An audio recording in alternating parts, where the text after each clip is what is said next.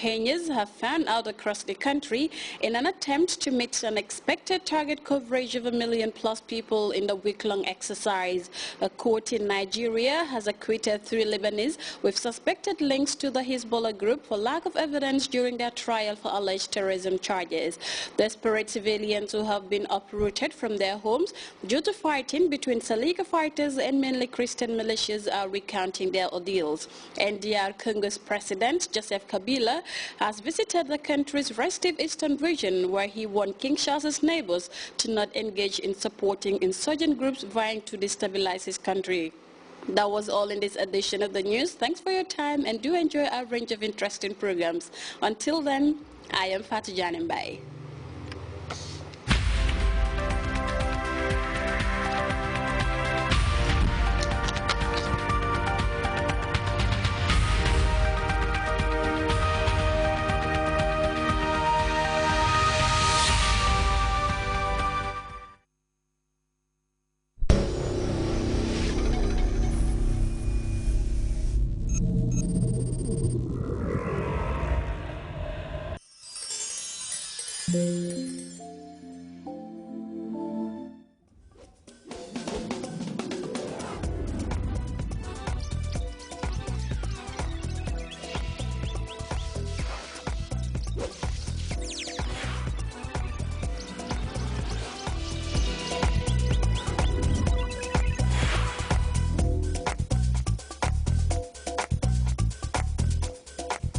Hello and welcome to Turning Point. Have you ever heard the phrase, no pain, no gain?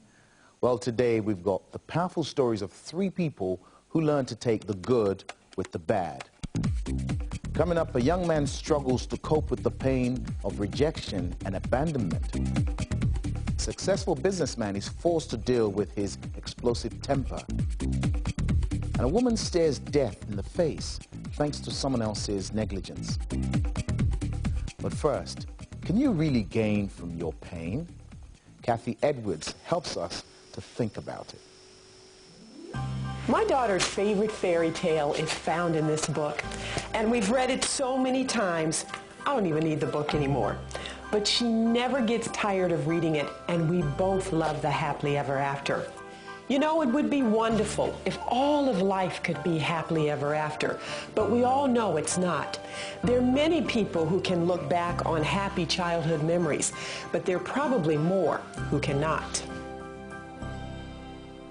If you're struggling to come to terms with a painful past, or if you're dealing with pain right now, you're not alone, no matter how alone you may feel. Pain is a universal language that touches all of us. No one is exempt. The source of the pain is different for all of us. Could be physical, maybe emotional, maybe even spiritual. Could be something from the past, something in the present, or just the sheer dread of what's to come. No matter what form it takes, we all feel pain, its agony, and the distress it brings. There's a popular saying among athletes, no pain, no gain. Now, we all want gain, but none of us want to get it through pain. But your pain can work for you. Psalm 4 says, "Hear me when I call, O God of my righteousness. You have enlarged me when I was in distress."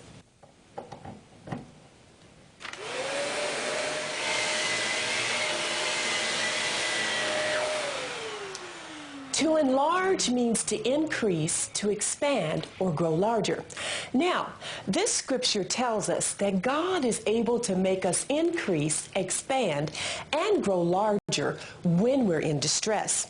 That's good news to me because it tells me that my pain has a purpose. That doesn't make it feel any better, but it does give me something to focus on while I'm walking through painful times in life.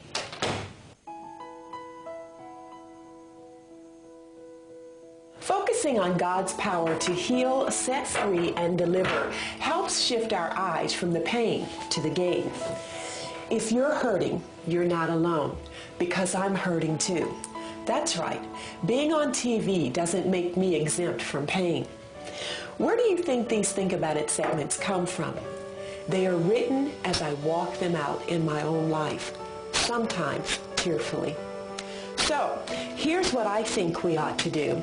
Let's lift our eyes to the hills where our help comes from. Let's focus on God and His power to enlarge us while we're in distress. Now, I'm going to go sit down. Think about it. Maybe you feel like David and your problems look like Goliath. Like Kathy said, you can have victory. Get up, dust yourself off, and remember, no pain, no gain. Well, that's exactly what the man in our next story did. He refused to let the pain of his past keep him from gaining what he wanted. A lot of the Christian music or Christian hip-hop that I was listening to wasn't really effective to me. Like if I was trying to play it for like my friends that are non-believers, it was corny, you know, and so I wanted to like make something that wasn't corny.